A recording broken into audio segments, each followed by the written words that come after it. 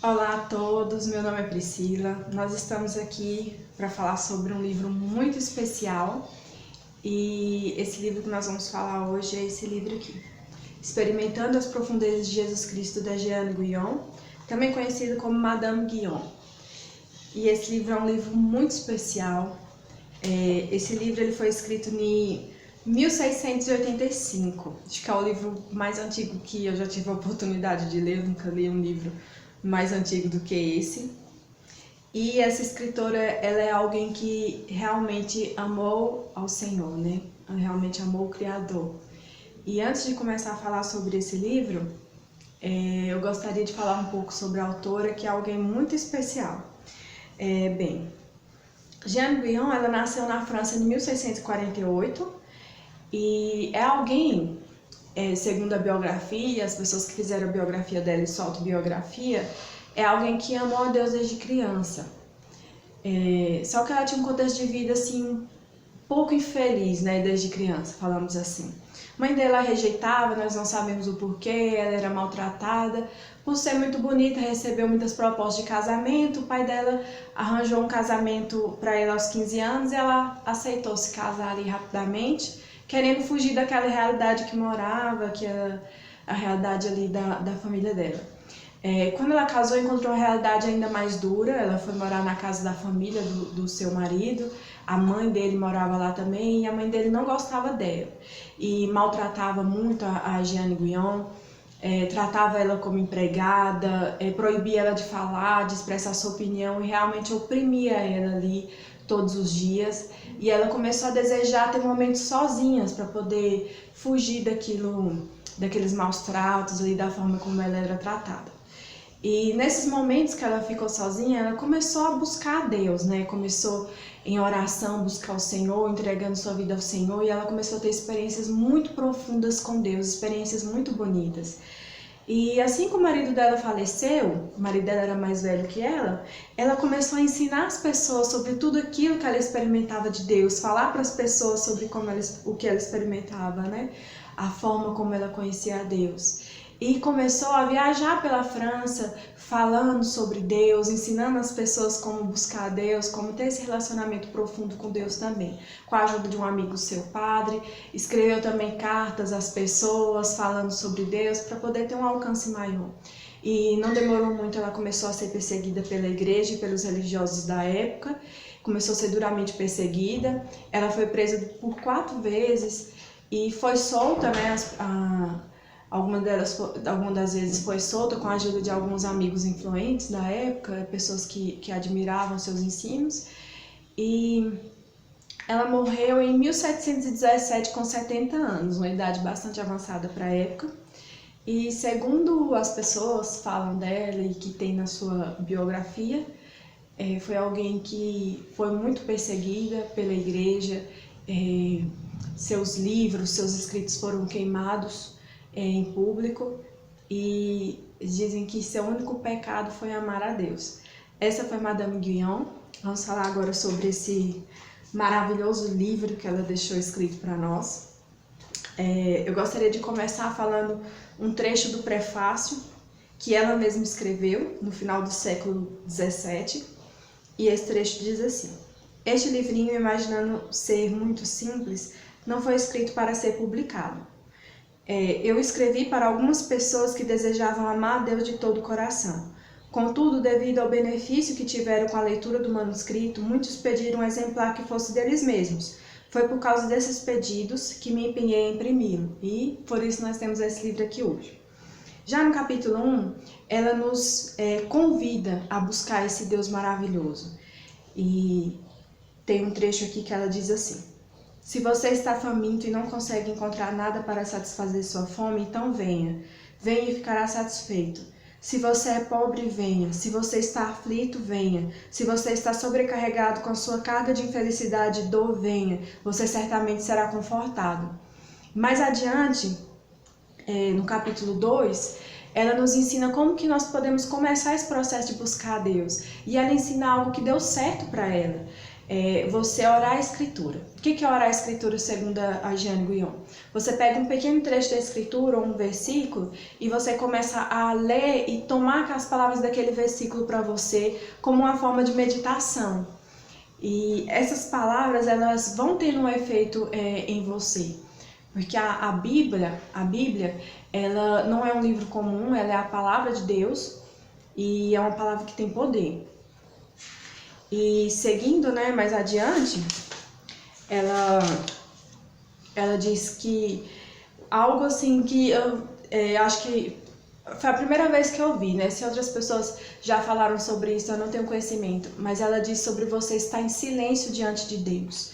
Porque na oração, geralmente, nós costumamos só falar, mas ela nos ensina a estar em silêncio também, porque a oração é um diálogo, né, com o nosso Pai, o nosso Criador, Deus Altíssimo. E nós, no diálogo nós falamos, mas nós também ouvimos. E como que você ouve a Deus? Você ouve a Deus através de um testemunho interior. Você fala e Deus lhe responde através de um testemunho dentro do seu coração. E ela também nos alerta que quando você começa esse processo de buscar a Deus, você encontra dificuldades pelo caminho. Quem já se aventurou a ler a Bíblia, você vai ver que as primeiras vezes que você lê, você sente sono, você não consegue entender, mas quando você persevera nessa busca, você começa a ter revelação de muitas coisas ali, você começa a compreender e aquela palavra começa a te tocar. E ela também nos fala sobre o tempo de aridez. O que é esse tempo de aridez? Quem nunca buscou a Deus ou no momento de oração não sentia que Deus não estava ouvindo ou que Deus não estava presente. E todo mundo passa por isso, né? Todo mundo passa por isso. E ela diz que Deus, ele às vezes permite que nós sentimos assim para que nós possamos buscá-lo. Ele se retira para que nós possamos procurá-lo. É isso que ela fala aqui nesse livro. E ela nos estimula também a entregar a nossa vida para Deus, entregar a nossa vida nas mãos daquele que criou a nossa vida e que sabe de todas as coisas, porque na nossa arrogância, muitas vezes nós queremos saber o que é melhor para nós, mas Deus, ele sabe o que é melhor para nós, a vontade dele para a nossa vida é superior, os caminhos dele para a nossa vida são maiores, né? E ela nos estimula também a não nos preocuparmos excessivamente com as coisas exteriores. Claro que tudo é lícito, né? Nós precisamos de muita coisa nessa vida para viver, para sobreviver.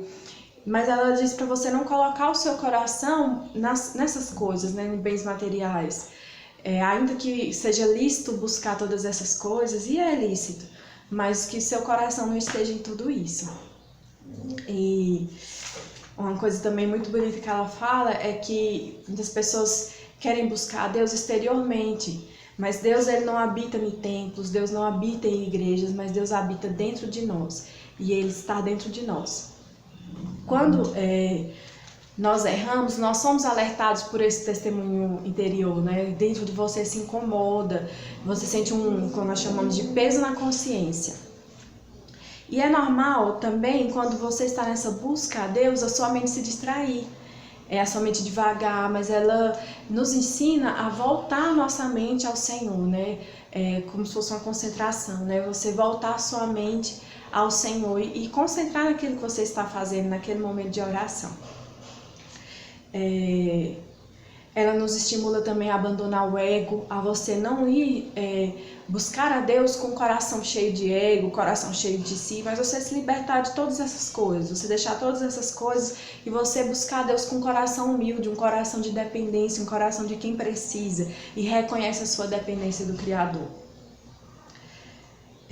Um capítulo muito importante que eu acho que tem que ser falado, principalmente nos dias de hoje, como que anda o sistema religioso, que ela já nessa época ela alertava sobre os religiosos que colocam peso na vida das pessoas, peso através de regras, querendo determinar as pessoas o que elas podem ou não podem fazer, o que elas podem ou não podem vestir, como elas podem ou não podem se comportar.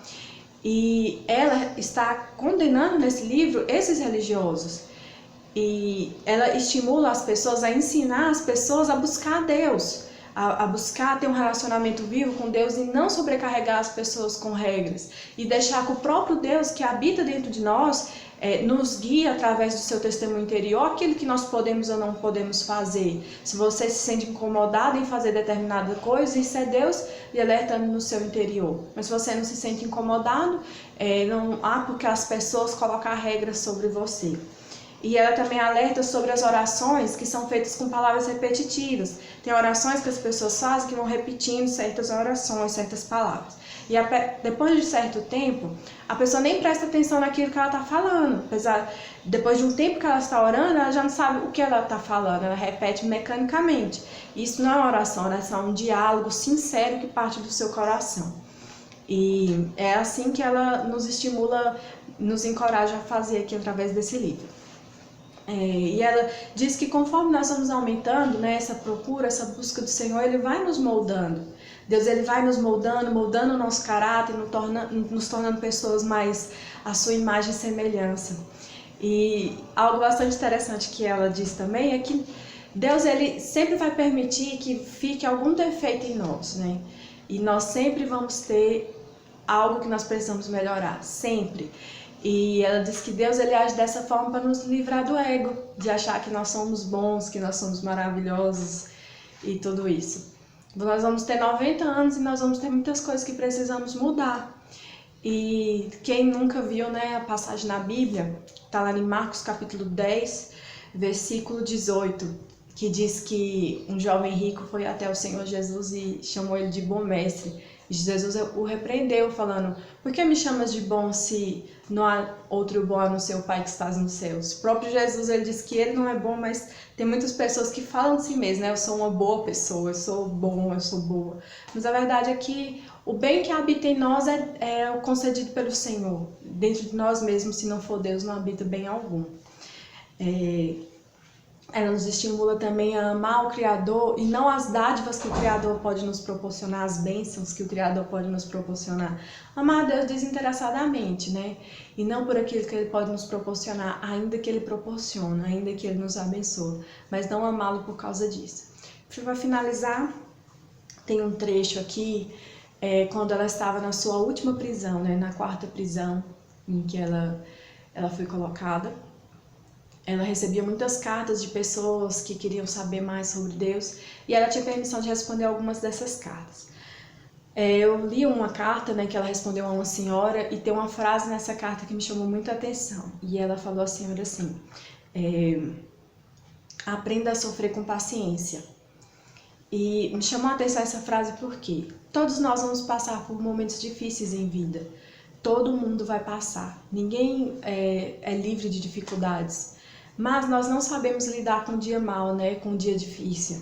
Nós não sabemos. Às vezes nós agimos de uma maneira errada no dia difícil, praguejando contra Deus, amaldiçoando a nós mesmos e a vida, né? E que nós possamos aprender a passar pelo dia mau, confiando no Senhor, entregando nossa vida para Ele, sabendo que Ele vai usar toda e qualquer circunstância para o nosso bem, para o nosso aprimoramento e para o nosso crescimento. É isso. Esse pequeno livro aqui um dia foi queimado em público, seu conteúdo foi considerado impróprio e graças a Deus que nós temos acesso a ele hoje. É um livro muito bonito, que só ensina coisas muito bonitas e eu queria deixar isso aqui para vocês hoje. Muito obrigada, até o próximo vídeo.